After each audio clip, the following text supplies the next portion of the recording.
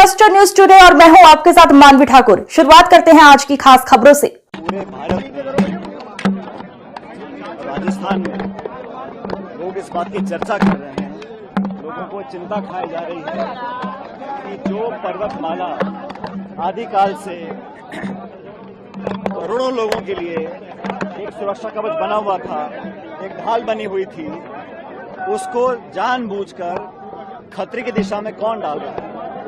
और कोर्ट का जो हाल ही में वक्तव्य आया है उसमें सरकार की बात को माना गया कि पर्वत की जो ऊंचाई है वो 100 मीटर मान ली जाए।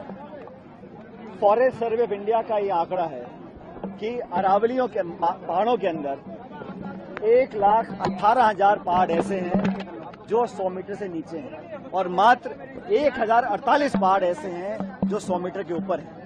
मतलब 90% से ज्यादा जो अरावली का क्षेत्र है वो परिभाषा से बाहर हो जाएगा, वो सुरक्षित हो जाएगा।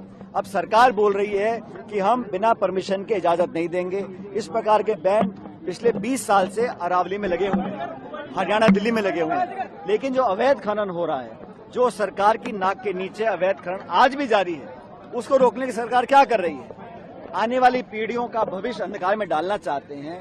इतना प्रदूषण देश के अंदर है और जो रेगिस्तान का फैलाव है राजस्थान में वो रुका हुआ है अरावली पर्वतमाला की वजह से।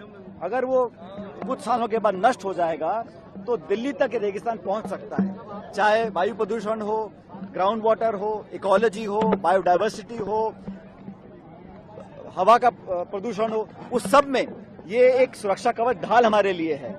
और मुझे लगता है कि सरकार या तो विवश है या मजबूर है या नियत में कोई कमी है कि बार बार क्लैरिफिकेशन दे रहे हैं, स्पष्टीकरण कर रहे हैं, लेकिन अभी तक इस मामले को सुलझाने के लिए सुप्रीम कोर्ट सरकार नहीं गई है ताकि परिभाषा को दोबारा से प्रस्तुत किया जाए।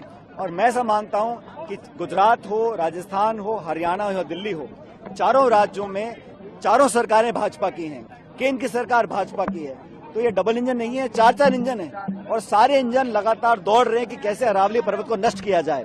तो पूरा देश, इसमें राजनीति का कोई चर्चा नहीं है, लेकिन अलग अलग सामाजिक संगठन, नौजवान, हम सब लोग कांग्रेस पार्टी के, आज NSUI राजस्थान ने यहाँ प्रदर्शन किया है, कल अलवर में प्रदेश कांग्रेस कमेटी का प्रदर्शन है, अलग अलग जिलों में, अलग अलग राज्यों में हम सब लोग चर्चा करें कि कैसे सरकार पे दबाव बनाया जाए और अरावली पर्वतमाला को जो इतना फ्रेजाइल है।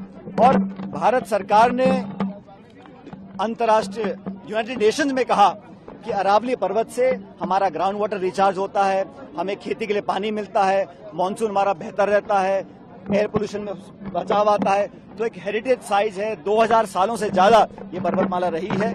मुझे और हम सब जो आजकल खासकर नौजवान पीढ़ी है वो आशावान है कि जनता का दबाव काम आएगा और सरकार दोबारा सुप्रीम कोर्ट जाकर इस मामले को सुलझाएगी। साथ ही साथ जो खनन चल रहा है, अवैध खनन, उस पर सिर्फ रोक लगाना है, घोषणा करना नाकाफी रहेगा। सरकार को कदम उठाने चाहिए। जो लोग भ्रष्टाचार में लिप्त हैं, चाहे वो अधिकारी हों या कोई बड़े लोग भी हों, उसके खिलाफ कार्रवाई करें ताकि लोगों में विश्वास मन में जागे कि सरकार हमसे धोखा नहीं करेगी।